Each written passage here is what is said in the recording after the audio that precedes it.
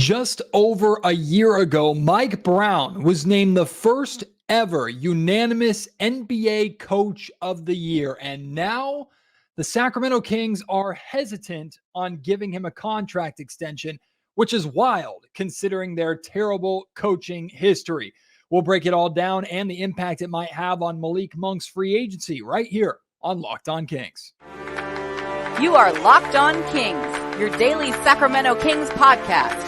Part of the Locked On Podcast Network, your team every day. And now, ladies and gentlemen, it is that time. Time for another episode of Locked On Kings. Hello and welcome into Locked On Kings, your podcast hub for Sacramento Kings coverage all off season long. My name is Matt George. I have the privilege of being your host here. I'm a Sacramento sports anchor and reporter for ABC 10 News. And like so many of you, I was a Sacramento Kings diehard through the 16-year playoff drought from hell, the longest playoff drought in NBA history. And here I was thinking that I wouldn't have to reference that or talk about that so much anymore because it's obviously a dark part of the Sacramento Kings history and something that we officially put to bed with the Kings making the playoffs last season. Now, hopefully with them missing the playoffs this year, they have not started a new drought and started a new streak. But it's incredible to me that we have to go back and reference at times what this Sacramento Kings organization went through for nearly 2 decades in order to support moves that are what I believe easy and obvious to make. And what we're talking about right now is the contract extension for Sacramento Kings head coach Mike Brown. Now, just so you understand, Mike Brown has one guaranteed season left on his current deal. He also has, for the following season, which would be the 2025-2026 season, they have a mutual option, meaning the Kings agree and Mike Brown agrees, and that final year goes into play. But considering Mike in his first season ended the playoff drought, in his second season, sure, they missed the playoffs, but he had a winning season and he dramatically turned around this team's defense. Of course, Mike wants to get paid now. Also, important to note, during that time, his general manager, the guy who hired him, last year's executive of the year, he got his extension. So Mike is wondering, hey, where is mine? Mine is due at this point, right? Well, we would think so. We would think that Mike getting paid and getting a contract extension would be a no-brainer. But apparently, the Sacramento Kings are showing a little bit of hesitation. This coming from Adrian Wojnarowski. After engaging in contract extension discussions, the Sacramento Kings and coach Mike Brown have tabled talks. There remains a gulf on a potential deal for Brown, who has one guaranteed season left on his contract. A gulf, not a gap, they're not working towards a solution. There's not a small issue. There is a gulf. As of now, in early extension negotiations, there is a big gap between what the Kings are willing to give Mike and what Mike wants. Now, let's unfortunately peel off the Band-Aid a little bit here. Let's look at the brief. I'll give you a brief reminder of the Kings coaching history, right? Rick Adelman was fired in 2006 after the 05-06 season, which was the last season that the Sacramento Kings made the playoffs at the start of the playoff drought. Over that 16-season drought, the Kings had 11 different head coaches. Mike Brown was the 12th. Dave Yeager was the best record-wise with a 98-win, 148 loss record. So 50 more losses than wins. And he was the best out of that group. Now you could argue that Mike Malone, he was the best out of that group, but record-wise, it says a little different because Mike Malone was hired right at the beginning of Vivek Ranadive's takeover as the owner. In fact, Vivek hired Mike Malone before he hired his general manager, Pete D'Alessandro, which is a big no-no, and we all know what that led to. Mike being prematurely fired, a massive mistake by the Sacramento Kings, and now Mike Malone has won a championship with the Denver Nuggets. So the coaching history has not been great. 11 different coaches coming through, a revolving door, a coaching carousel, like the dictionary definition of instability. And Mike Brown comes in, is hired, ends the playoff drought in his first season, and as of now, after 2 years, has a 94-70 record. Again, Rick Adelman was the last coach to have an above 500 record. All 11 of the coaches between Rick and Mike Brown, all with losing records. So Mike came in and changed things immediately. Also, important to note, 6 of those 11 coaches were in the Vivek Ranadive era. So this is not a Maloof's issue. This is not a past Kings regime issue. This is an issue for the current ownership regime, who should be looking at that history and what they went through and go, yeah, we don't want to do that again. Let's secure not only the head coach that has broken the playoff drought, not only the head coach that has turned around this team defensively with a roster full of offensive players, made this team a top 14 defensive rating team this season. Not only that, hey, let's secure the head coach who came in day one in his introductory press conference, preached to the entire organization about soul and how everybody needs to buy in and do their job. Mike Brown came from winning and came to Sacramento and said, everything is wrong. Here's what we need to do to change that. And he's been proven right every step of the way. Now, I'm not saying Mike doesn't have his faults. He's had confusing decisions at times. He mismanaged things at times last season. Of course, we're all disappointed with the Kings missing the playoffs and losing or winning 2 fewer games than they did the year before, right? So Mike is not perfect. He's not untouchable. He's not immortal. But the Kings are making this decision way difficult for no reason. Mike Brown is likely asking for the current market value for coaches. And how do we define that? Well, Mike Budenholzer was just hired by the Phoenix Suns, right? And he was hired for a 5-year, over $50 million deal. So it's safe to assume around $10 million a year for the Budenholzer who just signed or just was hired by the Phoenix Suns. Now, Mike Budenholzer recently has a championship with the Milwaukee Bucks.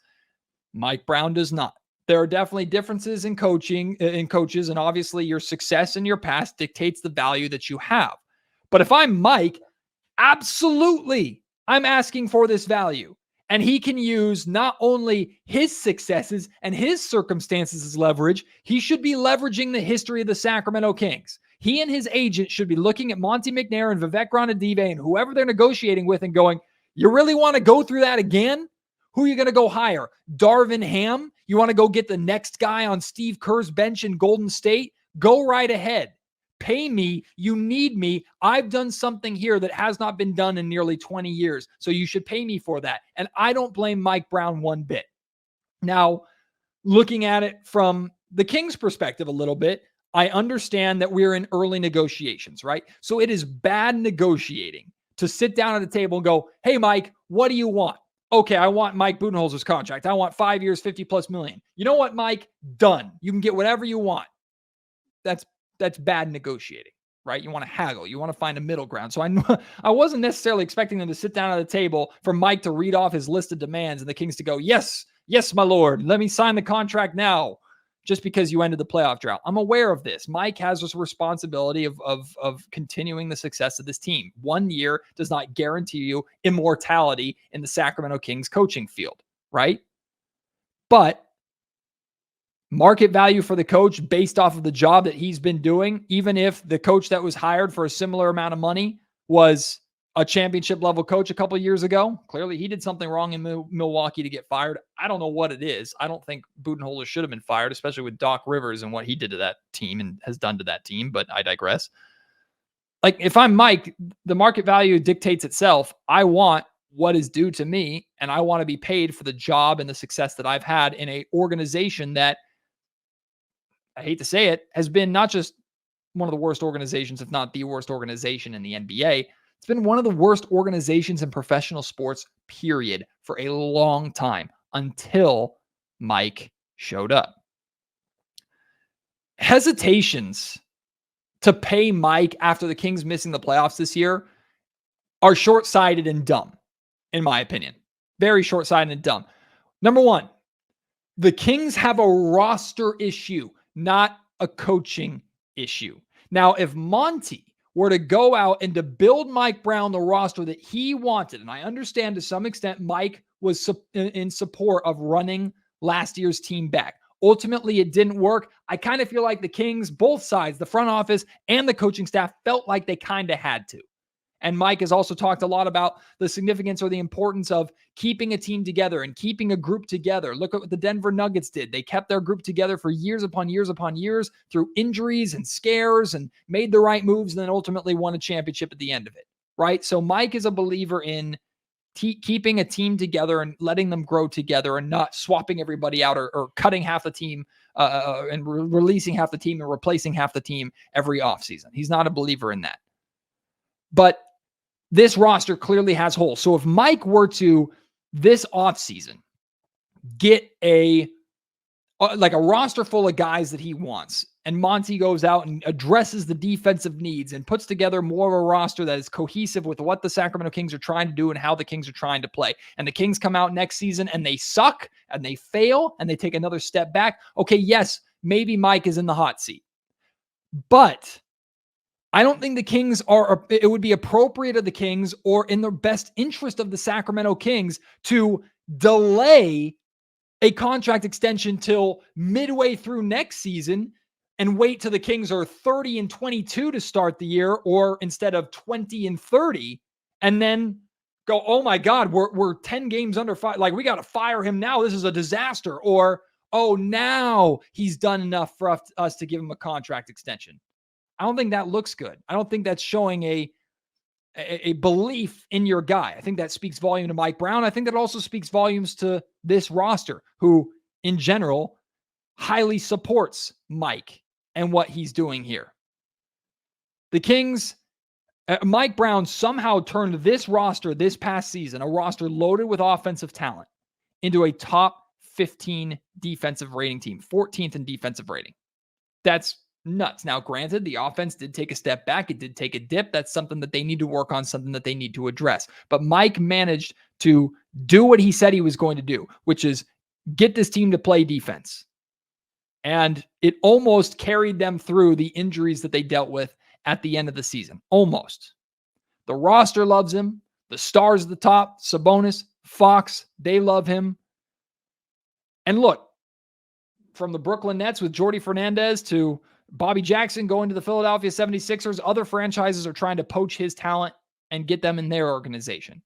Mike is doing everything correct here in Sacramento to deserve the contract extension. So just freaking give it to him. Look, I think a deal will get done because I've said this before. I can't fathom the Kings being dumb enough to go into this season without extending him. If we get to October, if we get to like training camp or preseason and they still haven't extended him, I'm going to be a little bit concerned. I'm going to be concerned. And I think it kind of follows a pattern, because remember, the Kings delayed paying Monty McNair until he was doing so well and the Kings were doing so well that they had no other option. I just don't think that's the right, even if Vivek is frustrated, like James Ham reported, Vivek's frustrated with the Kings missing the playoffs. No, duh. All of us were. Mike Brown was. Monty McNair was. The entire roster was. All of us were frustrated that the Kings missed the playoffs. But even with that, blaming Mike and hesitating on securing not just a solid, respected head coach in this league, but the stability and consistency that he brings, delaying that because you're disappointed that you won 2 fewer games That ain't worth it for me. It's common practice in the league. This is not a Sacramento specific thing. It is common practice in the league for coaches to get paid and have their contract extensions done before lame duck years. No coach wants to go into one season without the commitment from his organization for exactly the things that I'm talking about. He does not want to have to coach every single freaking night for his job, knowing that I'm one loss or one win away from being cut or being extended at any given time. Look at the Mike Malone situation, right? Mike Malone gets off to a great start. Domantas Sabonis gets viral meningitis. The Kings lose a handful of games. Mike Malone, gone.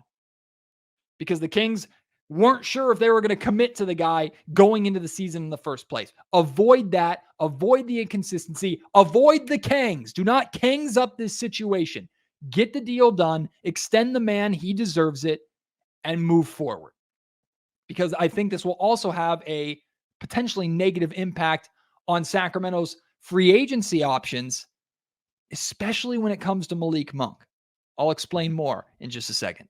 Today's episode of the Locked On Kings podcast is brought to you by LinkedIn. Now, when you're hiring for your small business, you want to find quality professionals that are right for the role. That's why you have to check out LinkedIn Jobs. LinkedIn Jobs has the tools to help find the right professionals for your team faster and for free. LinkedIn isn't just another job board like we see, right? LinkedIn has a vast network of more than 1 billion, yes, 1 billion professionals, which makes it the best place to hire. It gives you access to professionals you can't find anywhere else. LinkedIn does all that while making the process easy and intuitive. Hiring is easy when you have that many quality candidates. So easy, in fact, that 86% of small businesses get a qualified candidate within 24 hours. LinkedIn knows that small businesses are wearing so many hats and might not have the time or the resources to hire and go through the hiring process. LinkedIn is constantly finding ways to make that process easier. They have just launched a feature that helps you write job descriptions, making that process even easier and quicker. 2.5 million small businesses use LinkedIn for hiring. Post your job for free at linkedin.com/LockedOnNBA. That's linkedin.com/LockedOnNBA to post your job for free. Terms and conditions apply. Man, I tell you, if I'm Malik Monk, I'm paying very close attention to this contract situation. He has to be paying attention. Malik has let it be known that Mike Brown did not turn Malik Monk's career around. Malik said, Mike didn't change me as a player. He just allowed me to play the way that I was meant to play my style of game, which has, of course, turned him into a must-pay guy, a guy who's completely revived his career, and the guy who should have won Sixth Man of the Year. And that's important to note, too. Mike Brown has allowed Malik, and Malik has talked about this a lot, has allowed Malik to play the way, kind of blossom into the player that he always knew he could be and was always meant to be outside of the box of just being a shooter, which is what he was labeled as coming into the league out of Kentucky. Allowed him to play the way that makes Malik the best version of himself, while also not giving him the starting spot that I think we all think Malik Monk deserves and is capable of having. So Mike knows when to push and knows when to not push, when to give and when to take. And that has led to a very impactful relationship between the two. Mike and Malik go at each other more than anybody else I've seen on the roster. They go at each other. We see it on the bench. We've seen it in the practice facility. Those two guys both have a mutual interest and a high competitive drive to win at all costs. And sometimes it gets them to go at one another, but they're ultimately trying to accomplish the same goal. And the respect between the two of them is absolutely undeniable. The Mike Brown, Malik Monk relationship is one of the best bargaining chips that the Sacramento Kings have to convince Malik to re-sign in Sacramento, considering the money that they can pay him is at a set amount. We broke this down when that picture came out of Malik golfing with Keegan and Mike and Monty McNair and Wes Wilcox and Vivek Ranadive and Alvin Gentry, right? We broke all this down of, hey, the Kings can only pay him that $17.5 million, but they can convince him to stay with showing how much they appreciate him and with the relationships that he's built. Mike Brown is a massive part of that. So why would you intentionally want to undermine yourself, undercut yourself, and put into question one of the biggest bargaining chips you have to convince Malik to take less money to stay here in Sacramento? It makes no sense. It's asinine for the Sacramento Kings to do. Remember, the Kings have done this before. Vivek Ranadive has done this before. Rudy Gay. The Kings, under Vivek Ranadive's leadership, with Pete D'Alessandro as the general manager, Vivek's first general manager, they get Rudy Gay to sign a contract extension. Rudy signs with the belief and the understanding that he was going to be playing for Mike Malone here in Sacramento. He wanted to play for Mike Malone. That is one of the main reasons that he, if not the main reason, that he decided to stay in Sacramento and decided to stay and sign a contract extension here, because he had suitors elsewhere. And what do the Kings go and do? Almost immediately fire Mike Malone for no reason. That's when the basketball hell was born. That's when Rudy Gay called this place basketball hell, because what he signed up for, the Kings undermined it. And now he's contractually stuck here. He's contractually obligated and he's unhappy. Malik's aware of that. Malik's agent is aware of that. And here's Malik looking at this situation going, one of the main reasons why I think I want to stay in Sacramento is to play for Mike Brown, but the Kings might go into this season without extending him. And then if we get off to any kind of slow start, God forbid, Domantas Sabonis or De'Aaron Fox get hurt, Mike gets fired, and suddenly I've signed a contract extension to play for whatever next coach that they go out and get. Now, that's a really dramatic scenario. I can't see a situation where Mike Brown gets fired this year. I think if the Kings somehow found a way, even if Mike got off to a horrible start, if the Kings find a way to fire Mike Brown next season, we're going, like, let the playoff drought begin anew. We're going right back into it. At that point, just trade Fox and Sabonis away, punt the season, and restart again for no reason. It would be stupid. So just get the freaking deal done. Because Malik, it's going to matter to Malik. Malik is definitely paying attention to it. Outside of Malik, though, look, Mike has a great reputation around the league. The Sacramento Kings organization does not. The fans do. The city does to some extent. We also have the low-hanging fruit and the things like that it's a lame, boring town. It's a cow town. It's close to Tahoe and close to San Francisco, but you can't do it. The nightlife is bad, blah, blah, blah. You have those things. But for the most part, Sacramento has a good reputation. The Kings fans and fan base have a phenomenal reputation around the league. The organization itself, though, has a bad history of instability and chaos that free agents and their agents are very aware of. And you're trying to, and you can counter that by showing stability and showing unity with your head coach. And again, you're showing that you're potentially falling into the same cycle. Like you haven't learned anything, like you're doing the same thing and overreacting to one bad season. Now you might be on a teeter-totter right now of, Matt, what are we overreacting to more? The bad season. And it wasn't even a bad season. They were a 46-win team. They won two fewer games. The West just happened to be really good. So it wasn't a bad season. They just missed the playoffs. Versus, are we too much overreacting to the Kings having one good season and finally making the playoffs and then being a first-round playoff exit? That's ultimately for you to decide. I know what eggs I'm putting into what basket, because the basket of making the playoffs after a 16-year playoff drought in your first year in Sacramento, that carries a whole hell of a lot more weight to me than missing the playoffs but still winning 46 games and that being an overly negative, overly bad thing, right? Optics are important. And optics are very important to this franchise. I know that for a fact. They care about how others view them and how others talk about them. Trust me. Why?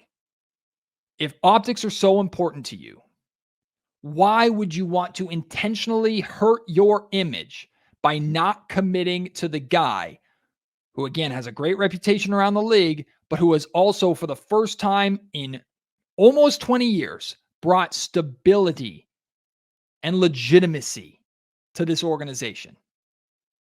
Why? It's inexplainable. Again, just get the deal done. Today's episode of the Locked On Kings podcast is also brought to you by BetterHelp. We all carry around different stressors. Some are big, some are little. No matter if they are massive and come from horrible situations, if you're dealing with severe depression, if you're dealing with the loss of a loved one, if you're dealing with anything that is really truly weighing you down, maybe something that is making you suicidal or anything like that, God, I beg you, please seek the help that you need. But I also am here to tell you, you do not have to be that extreme on the scale to get help and to talk through and work through the things in life that are weighing you down and that you're struggling with. Mental health is so important. Therapy is so important, and it is there for everyone. Your problems are not too small and certainly not too big to go and get the help that you need. If you're thinking of starting therapy, give BetterHelp a try. It's entirely online, designed to be convenient, flexible, and suited to your schedule. Just fill out a brief questionnaire to get matched with a licensed therapist, and you can switch therapists at any time for no additional charge. You don't vibe with your first therapist? That's fine. Switch again. Find the right person for you that ultimately helps you be a better version of you. Get it off your chest with BetterHelp. Visit BetterHelp.com/LockedOnNBA to get 10% off your first month. That's BetterHelp, HELP.com/LockedOnNBA. Oh, Kings, don't Kings it. Don't do it. Just don't do it. Get it done. Get it out of the way and move on. You're on the right path. Maybe a little stumble in the road. Mike Brown is not the problem. He's the furthest thing from the problem. In fact, he's part of the solution. You know it. Pay him the money that he's worth. Pay him the market value for coaches. Figure it out. Get the deal done. Again, I'm pretty confident. I'm very confident that a deal will eventually get done. I just, cannot fathom the Sacramento Kings being dumb enough to screw this up. But fool me once, shame on you. Fool me twice. So we'll see. There's a lot of conversations around the Sacramento Kings right now in regards to Brandon Ingram and Kyle Kuzma. We're going to have a conversation about which one is the better target for Sacramento. We'll weigh the pros and cons of chasing both, their value, what it's potentially going to cost the Kings. We'll look at their contract situations. We'll take all of that into account, break it down. That's coming on a future episode of Locked On Kings. I also have an episode coming up, and I'm excited for this episode. I want to share with you why I have never been more confident in De'Aaron Fox than I am right now. Even after the Kings just missed the playoffs, I've never had more faith and confidence in Fox than I do right now, and I'll break down why in a coming episode as well. Also, congratulations to the Fox family, Rasay and De'Aaron, announcing that they are pregnant again with their second child after, of course, baby Rain is growing up very, very fast before our eyes. So Rain is going to be a big brother. Congratulations to the Fox family. I'm very excited for them. So I have a lot of great stuff coming. Also, just kind of a side note, next week, I'm going on a brief vacation. I'm going to be gone for 4 days with my family. So I'm trying to work out if I'm going to just do nonstop episodes until we leave for vacation, or if I'm going to pre-record and have some drop while I'm on vacation. I'm not sure yet, but there is going to be probably some sort of gap in the release schedule of my podcasts just next week. So keep an eye out for that. I'll explain more in a future episode. This will not be the last episode that you have before I go on vacation, though. Again, got an episode coming about why I have more faith in Fox right now than I ever have before. And we're going to break down the Kyle Kuzma versus Brandon Ingram. Which of those two targets should the Sacramento Kings go out and consider getting? And also, I might sneak into Brooklyn Nets owner Joe Tsai said that the franchise is at a crossroads with their long-term direction. If they're not trying to win and they're trying to rebuild, and Mikal Bridges is potentially available, get on the phone, Monty, right? We'll break all that down. We'll discuss all that in coming episodes of Locked On Kings. So I would love to hear your thoughts on the Mike Brown contract situation. It's a hot topic issue. I've had a lot of fans reach out to me and actually think this is the right path for the Sacramento Kings. You can disagree with me all you want. I thoroughly 100% disagree with you, right? And I just, hopefully me breaking down the terrible coaching history and history of instability of this organization kind of made you feel a little bit better about a 46-win season being a disappointment. Imagine that, a 46-win season being a disappointment. Imagine if I told you that 3 years ago. We would have been like, disappointment? What the hell are you talking about? It's a great season. It's amazing how perspectives can change so quickly. But let me know what your thoughts are on this Mike Brown situation. If you're watching on YouTube, hit me in the comment sections down below. You can email me, mattgeorgesports@gmail.com. And of course, if you're on Twitter, at Matt George Sack, you can reach me there as well. Appreciate your support. Can't wait to have you join me on the next episode of Locked On Kings. Until then, my name is Matt George. You've been listening to the Locked On Kings podcast, part of the Locked On Podcast Network.